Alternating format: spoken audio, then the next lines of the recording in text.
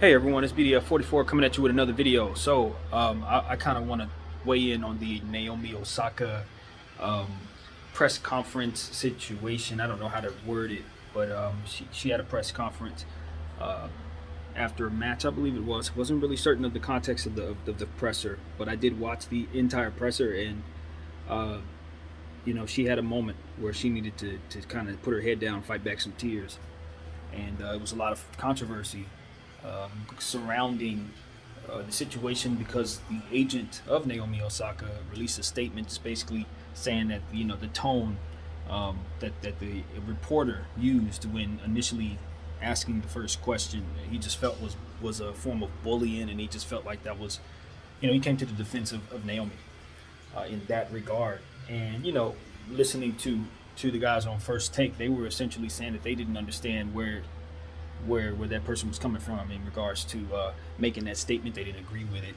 and that he was in the wrong. If anyone was in the wrong, it was the agent for releasing the statement. So um, I got a couple things to say about that. I'll get around to it, but I'll kind of want to just weigh in on what I felt when watching Naomi's press conference.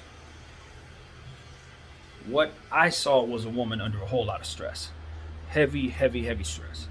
Um, Possibly wanting to say something and choosing her words carefully, and probably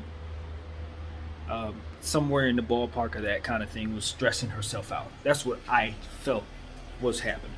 There's no way to really tell you what's going on in anyone else's mind. Maybe you take something entirely different away from that, but I felt like the sadness that I felt was an oppressed mouth that can't speak freely, that would love to be able to speak freely. What I also sensed was someone was probably going through a lot of stress in other areas, pressures of whatever sort. And of course, what's going on in her home country, in Haiti. It's been a lot of turmoil there lately with the earthquake and with the assassination of the president. Um, so, there's a lot to consider, not to mention just the sheer question mark of what a person's mindset would be, just in general. For there's no way to know, but what you can see is the circumstances surrounding the individual, and then understand that they're telling you that they're going through something mentally, and that's what's been going on there.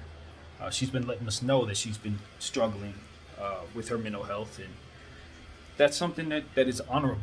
I've seen athletes do that before. I've mentioned Ron Artest here many times in that regard. He's been like the champion, as far as I can tell, of athletes who take their mental health very seriously. Um, Brandon Marshall as well. So I look at those guys as like the leaders in that way for sports, and they have kind of shown me that it is possible to get better and to move on to have successful lives after the struggles.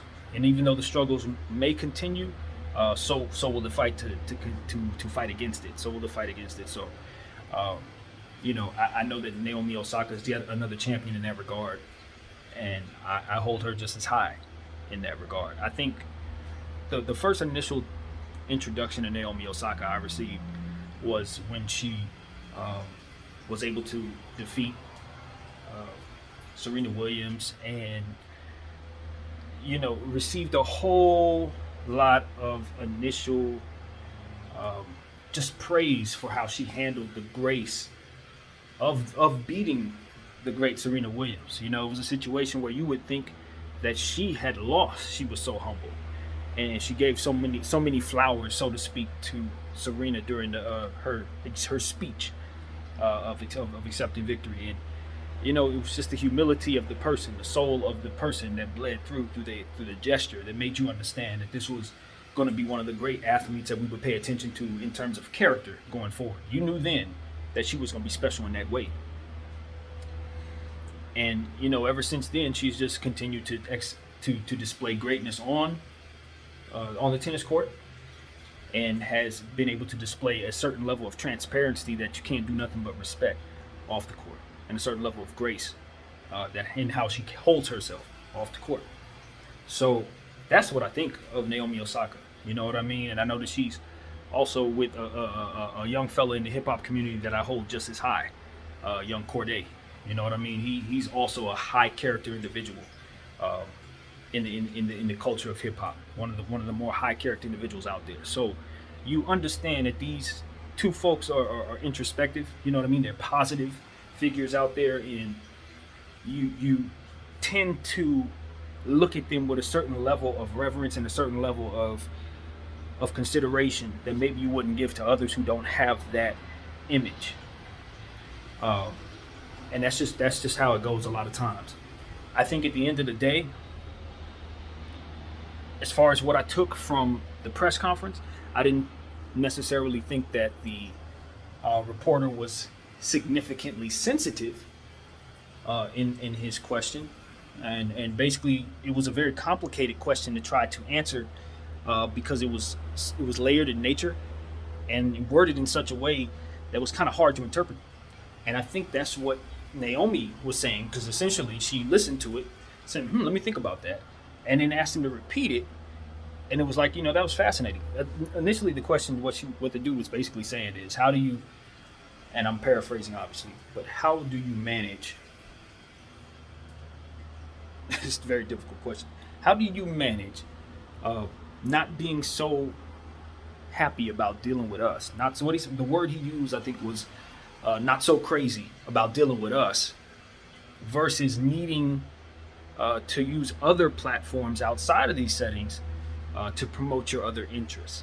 In other words, you be hopping on Instagram and all that, and you go on Facebook and or whatever. You may use those platforms, but don't, and feel comfortable on those platforms, but don't necessarily feel as comfortable maybe sitting down with us and having these conversations via press conference or what have you. Would you like to elaborate on that? I guess that's basically what he was trying to say. Like, how do you balance that out? How do you tell yourself that it's cool to do that, but not this? Which could be seen as a way if you interpret it that way. But to be honest with you, because he worded it in the way that he did, it took a while to even interpret it. Like you had to literally sit there and really try to pick it apart. And then from there, she tried her best to answer it. Basically, she said she's trying to figure it out. That's something she's trying to figure out. How do you do about that? And then from there, a female reporter asked her a question of some sort. How something that had something to do with on the court, and then mentioned Haiti at the end of it. Now, in between the last question and the following question, Naomi had that moment where she kind of just like had to put her head down, looked up at the ceiling for like a long period of time. Like you could clearly see the gears in her head were kicking her butt. Like you could clearly see it. And what I felt was maybe happening was she was really, really, really looking inward on how she answered the previous question. And if she is the type of person who presses herself to say the right thing all the time, if she's one of those people who's so afraid that her words are going to be interpreted the wrong way, she did mention in response to the question that sometimes she says things and it will be taken and run with, right? Because she's from, because of not only because of where she's from, she gets the type of attention from the media because of her ethnic background, and because of her success on the court. She mentioned that sometimes what she'll say gets run with, and it's not that she doesn't like speaking to reporters, it's just when, she said. That was very important. It's like, it's not that I don't like doing the presser, it's just sometimes y'all just be want to talk at the most inopportune times. I don't be want to talk. That's what I gathered from what her response was to that. And she proceeded to further answer the question. So that right there told me that maybe she's the type of individual who probably thinks so much of maybe what she said, or wonders how she came off, or maybe something on that ballpark. That's what I gathered. Who knows? But she was really, really, really going through it in that moment, and you could just tell like she's overly stressed. When she started, to respond into the second question, and she started to talk about Haiti, I looked at her eyes, and what I saw in her eyes was the same depression that I seen in my own eyes during some of the darkest days of my life. That's what I saw in her eyes. Now, I don't like trying to tell people what's in another person's head, and if I do, it's all speculation based on what I see around them. I would never think that I know what's going on in their brain, but what I can say is that look in her eyes, it's the same one I had when I was in some of my darkest days. When I was going through one of the worst breakups of my entire life, And it was in its worst day of that breakup. I had taken some pictures of myself, and I saw a certain level of darkness in my eyes I had never seen before and haven't seen since. That was exactly what I saw in her eyes when she was looking down, talking about Haiti. Take that for what it's worth. So, and I'm somebody who will tell you, I've suffered from mental health issues my whole life, just whole life. So I understand how it feels to be struggling behind your own thoughts and suffering from whatever, whether it be overthinking or what have you. It's all a struggle for people who suffer. And it's not something you can explain to people who don't have those issues. They're not going to get it. They don't have any context from which to draw. But for those of us who have certain issues, we have something at least to say, yo, I deal with something too. When she looked up in the sky, I've had moments like that, you know, and so on and so forth. I think the most important thing for her is to just lean on her support system, whoever they are, whoever she trusts, lean on them, and continue to prioritize her mental health over pleasing anyone else, including the wide media, corporations, and anybody else. Take your time to yourself. Make sure your mental health is straight. You can't help anybody or anything until your mind and your functionality is working properly. As long as you're malfunctioning, everything you try to attempt to do or work through or work around will be affected by that malfunctioning. So that's what I know. It doesn't matter what people are talking about, what they expect of you, all that. Because at the end of the day, their expectations are expecting you to have it all together while doing whatever it is they want you to do. And only you know if you do. Only you know if you do. Trying to rationalize what's going on in your head when you're struggling, it is not for them to understand it. This is about what's going on in between that skull of yours. And at this point in time, if she's struggling to the degree that it looked like she was struggling, she don't need to be around anything that's going to bring her to a space of darkness. She don't need to be involving herself in those type of pressures at this time. There will be a time to face those pressures. It ain't the time for that right now. So that's what I think. I believe I was witnessing somebody who was suffering a great deal of mental health issues right now. Great deal of it. And I didn't think the line of questioning had literally much to do with anything at all as it pertained to how she reacted. I think you could have asked her what her name was, and she probably would have had a similar result to that type of. It was just stress. It looked like self-manifested stress more than anything. And when I say self-manifested, I mean just like that. It's just whatever our brains are doing at that time, whatever we're reacting to, whatever it is you're functioning is telling you is just that. And it doesn't really matter about the truth or what everybody else is saying or what's actually happening in front of you, the realities of things. That stuff doesn't come into play. It's about what you're trying to overcome within your own thoughts. And that's my experience with it, honestly. So, I don't want to, judge the agent as well, because I think the agent is doing what the agent feels that they should do, which is come to her defense because she's echoed the idea to a degree that she felt uncomfortable. However that went, it's best to side with her on that in the public eye, because it's your job to have her back, and maybe you don't know how else to help her. So just to kind of take her back, have her back no matter what, even if it makes you look crazy, is the way to go. I understand that type of display. I get it, especially if your client is going through something internal. That level of support and attacking what you feel she may believe is her attacker may be the type of support that she needs at this time. So I'm not going to sit here and say the agent is just interpreting things wrong. I'm looking at it as the agent doing what the agent feels they should professionally for their client. I just took it a different way. I guess it's because I do have my mental health issues, and not only that, it's because I've been working around the mentally ill.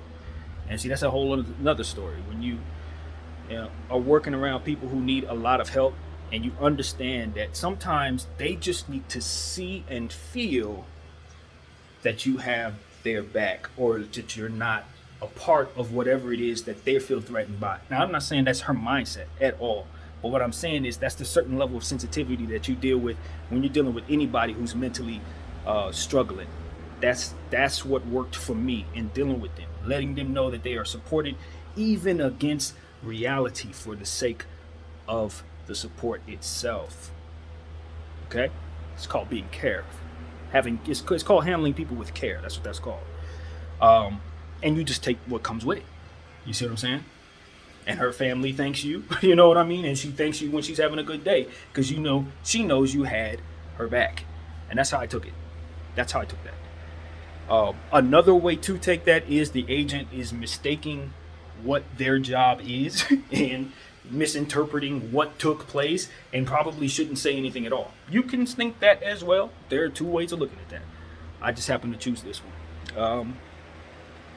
And so, I don't know how else I can put my point of view. I support Naomi. I think that she's, like I said, a leader, someone who's already displayed enough for me to give her the benefit of the doubt. I hear the negativity that people are spewing out there. I think those are coming from people who don't understand mental health issues or, quite frankly, have them and haven't been treated themselves. For people who are overly critical of her because she's trying to deal with what she's dealing with. I look at individuals who do that and say they too need help themselves. Truly believe that.